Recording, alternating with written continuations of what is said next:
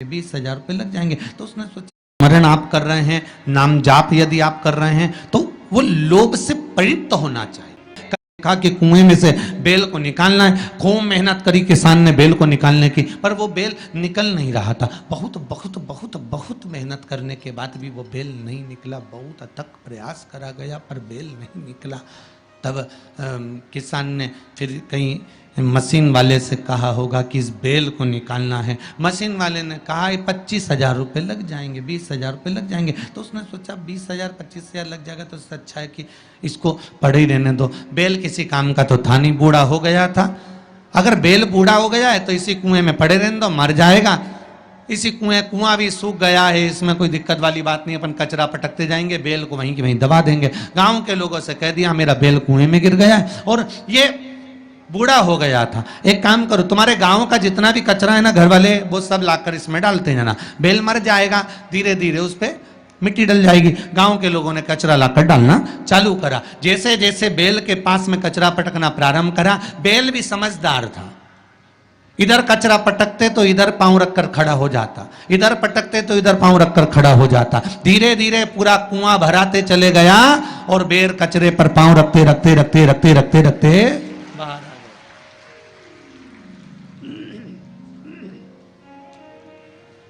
Bell कचरे पर पांव रखते रखते रखते रखते बाहर आ गया, ऊपर आ गया।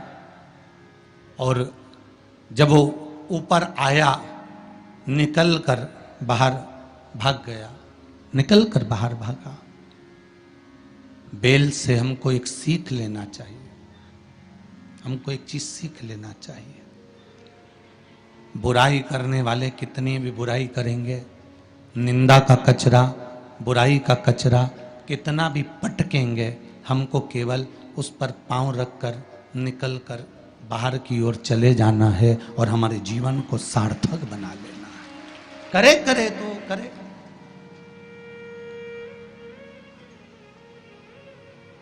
अब शब्द कहने वाला कहता रहे, ताने देने वाला देता रहे, गाली देने वाला देता रहे। अपनी शिव भक्ति, अपना स्मरण, शंकर का अनुमोदन होता रहे, बस इसका ध्यान रखना। बैसाख के महीने में नवमी तिथि को माता जानकी का प्रागट्य हुआ है पृथ्वी से।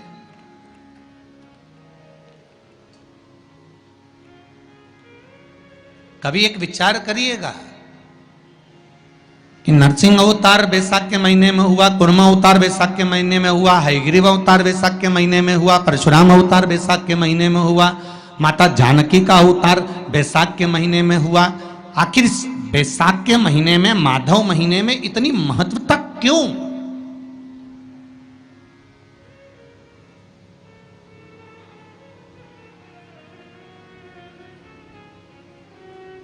बैसाख के महीने में पड़ने वाली एकादशी, चतुर्थी, प्रदोष, अमावस्या, पूर्णिमा, शिवरात्रि, ये सभी इतनी महत्वपूर्ण क्यों हो जाती है?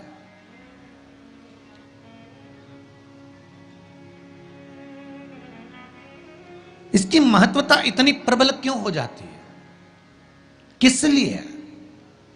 क्योंकि बैसाख का जो महीना पड़ता है, सूर्य की संपूर्ण तपन, सूर्य आप कर रहे हैं, स्मरण आप कर रहे हैं, नाम जाप यदि आप कर रहे हैं तो वो लोभ से पवित्र होना चाहिए, बहुत दूर।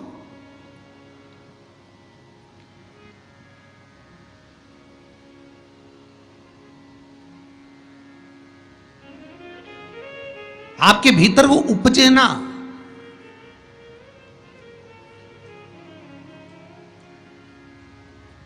फिर चाहे दुनिया के लोग कितना भी कहे ना, वो एक बेल बेचारा किसान का, एक बेल कुएं में गिर गया। अब कुएं में गिर गया तो किसान का बेल जब कुएं में गिरा तो ये देखा कि कुएं में से बेल को निकालना है। खूब मेहनत करी किसान ने बेल को निकालने की, पर वो बेल निकल नहीं रहा था। बहुत बहुत बहुत बहुत मेहनत करने के बाद भी वो बेल नहीं निकला। बहुत अथक प्रयास करा गया पर बेल नहीं निकला। तब किसान ने फिर कहीं मशीन वाले से कहा होगा कि इस बेल को निकालना है। मशीन वाले ने कहा 25,000 रुपये लग जाएंगे, 20,000 रुपये लग जाएंगे। तो उसने सोचा 20,000 25,000 लग जाएगा तो इससे अच्छा है कि आज तो टीम का बैड लक ही खराब है। रहे अपनी शिव भक्ति, अपना स्मरण, शंकर का अनुमोदन होता रहे, बस इसका ध्यान रखना। बैसाख के महीने में 9वीं तिथि को माता जानकी का प्रागट्य हुआ है पृथ्वी से।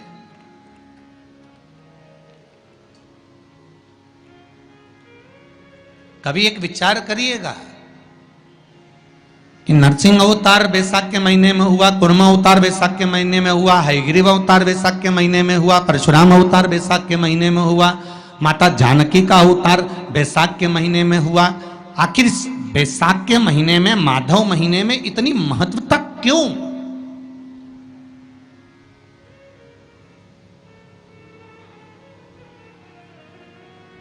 पढ़ने वाली एकादशी, चतुर्थी, प्रदोष, अमावस्या, पूर्णिमा, शिवरात्रि, ये सभी इतनी महत्वपूर्ण क्यों हो जाती है?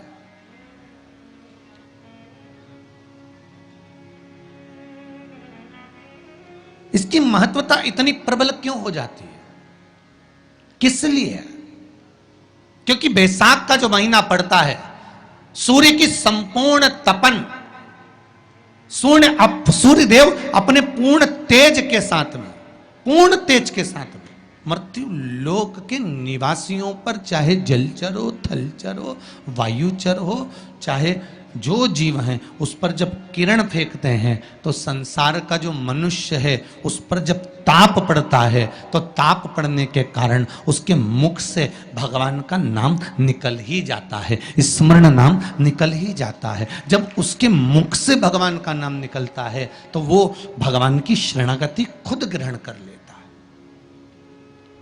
स्वयं।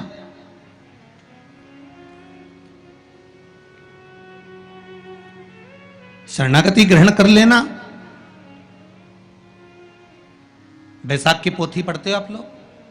आप में से अगर कोई पढ़ता हो बैसाख महीने की पोथी, तो उसमें एक वर्णन आता है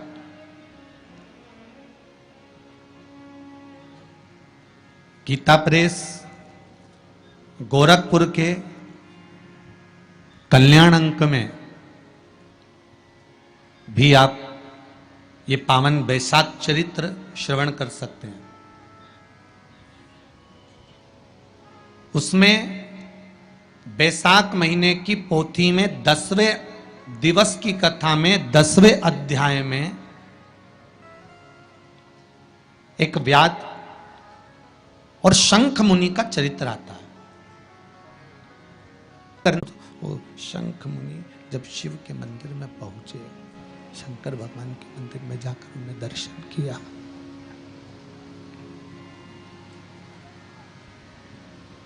जल का पात्र उठाया और वो जल का पात्र उठाकर जब भगवान शिव को समर्पित कर रहे थे तो उसी समय जल का पात्र उठाकर जब शंकर भगवान को समर्पित करा गया और शंख मुनि निकलकर जब बाहर आ रहे थे, आते आते शंख मुनि के मन में एक भाव उत्पन्न हो गया कि जब हम भगवान शिव को कुछ वस्तु समर्पित करते हैं तो उसका फल, उसका पुण्य फल हमें कितने समय में प्राप्त होता है। ये शंख मुनि के मन में एक विचार जागृत हो गया, शंख मुनि के मन में एक भाव जागृत हो गया।